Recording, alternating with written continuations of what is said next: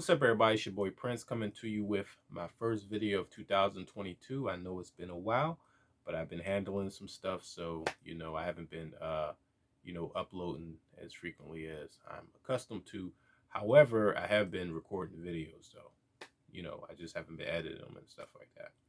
But check it out. So today I want to talk about sunk costs, okay? Because I think that you know a lot of people have this mentality where if you invest a lot of time into something that you don't necessarily want to give up on whatever that thing is. Now, this thing can be a dream, it could be a goal, it could be something that you're working on, it could be a project, it could be a person, it could be a relationship, it could be pretty much anything you think of, anything that you can invest your time into, or any other type of wherewithal, such as like monetary resources, fiduciary funds, right? Um, your time, the most valuable resource that there is. It could be your energy, all that stuff, all the things that I just named, and then some, right? Anything that I may have missed, right? um, a lot of times people, they will invest time into things, resources, but after a while it doesn't start to pan out, right? And I noticed that most people, you know, they feel as though it's too late to kind of like go back on things and to try something else, try something new. This is how I do things personally in my life. In my life, I can try something, right? And then I can fail at it, right? And if I fail at it, then it's pretty much an indicator to me that that thing wasn't for me. You know what I mean? Like if I wanted to be a football player and then I go on the field and then I'm just like, hey, it's kind of fun or whatever, but I'm not the best player. There's people who are faster than me, stronger than me, or whatever it may be. um, and it just doesn't work out. Sometimes, you come to an epiphany, a realization that that's not even what you want to really do. Sometimes you can find your passion through failures or things like actually doing the thing that you thought you wanted to do. You might end up wanting to be a coach or something like that, right? And so I also want to put this disclaimer in there too. I feel as though you can never fail if you try. So when I do try and fail, a lot of times I'm just like, I don't even care. I don't even care that I failed. I just care that I tried. You know, my only regrets in life is things that I didn't do. It's not things that I did do. You know what I mean? And that's where sunk cost comes into play, because a lot of times, people don't invest so much of their life's energy into something and then it just doesn't go right, right? Now, this is what I have to say about that. So sometimes, things can end on a bad note. Like you can get a job, you work the job, it could be a great job, and then once it ends, um, it could leave a bad taste in your mouth. Now, my policy is this: if you went to the job and you enjoyed yourself at the job for, let's say, 90% of the time or 95% of the time, it was a great thing for you. It was a great experience overall. It's just that how it ended wasn't how you liked it, Or if you're playing football, you go to the Super Bowl. Joe Burrow and them, they just went to the Super Bowl and they lost, right? But at the end of the day, they had an amazing season, you know, um, and the future is ahead of them. They have a bright future ahead of their whole team, and they can definitely make it back there. It's going to be tough, yeah, but even if they don't, it's that experience that really counts, So they can say things that a lot of people can't say, right? A lot of people who are in professional sports, specifically the NFL. So when it boils down to it, sunk cost is something that, it's a fallacy where, people, they're just like, oh my goodness, like I just can't give this up, I just got to keep on doing this.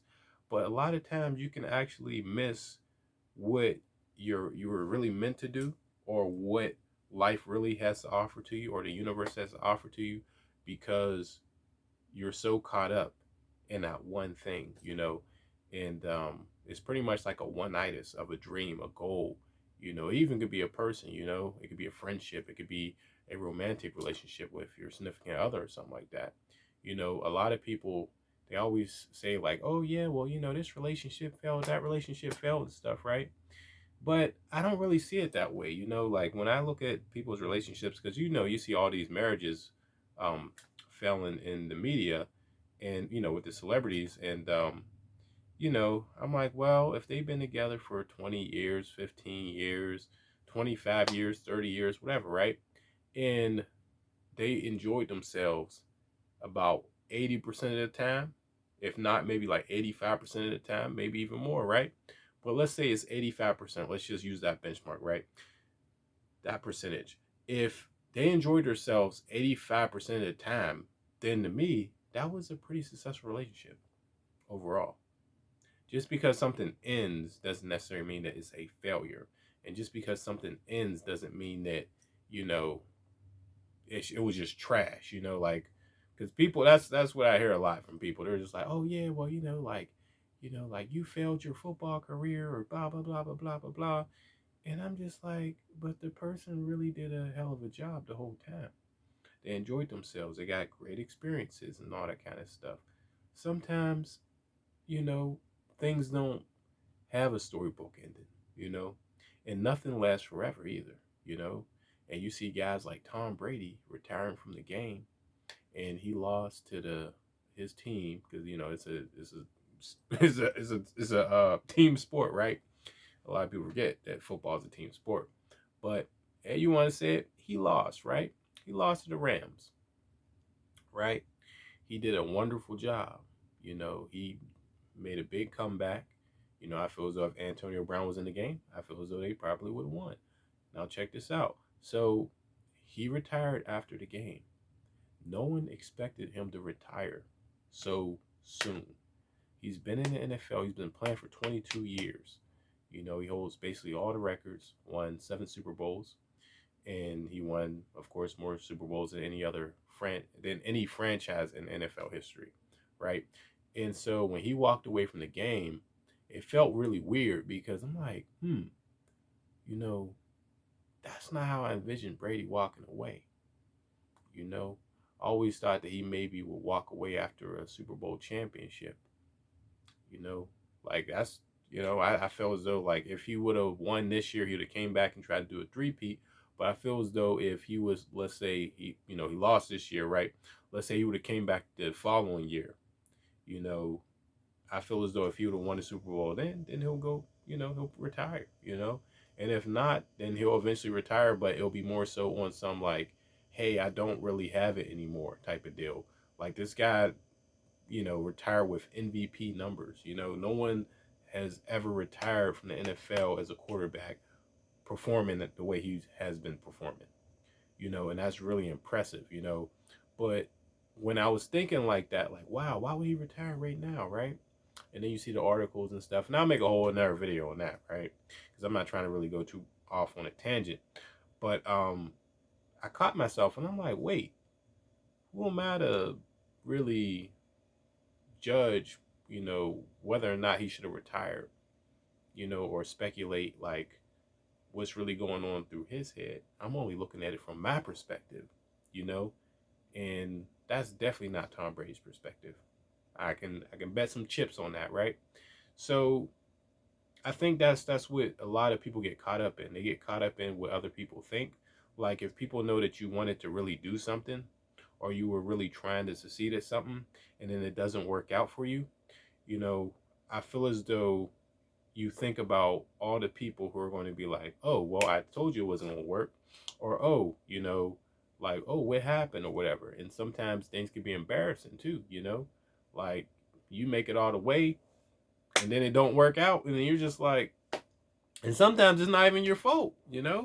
Sometimes you really just got to stick with your guns because sometimes you really don't even know what's like at the top until you get to the top.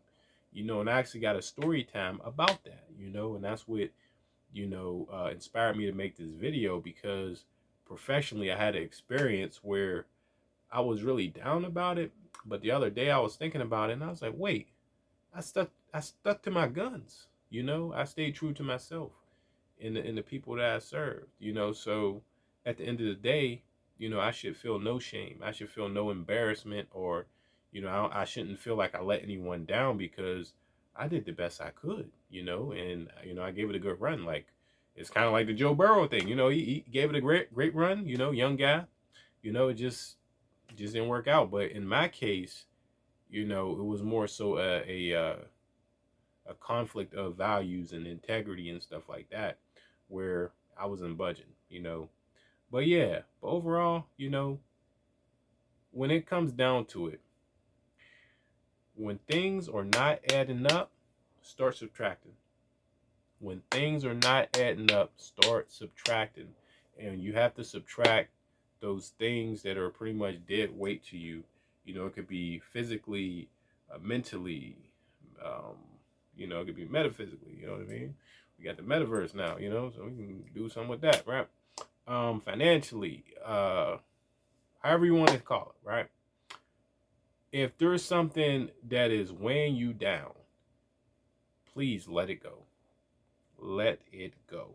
I guarantee you that eventually, once that weight is off your shoulders, you'll feel a lot lighter, you'll feel a lot more agile, and you'll be able to navigate, to your destination in your life, and always remember, it's not a sprint, it's a marathon, like the great brother Nip said.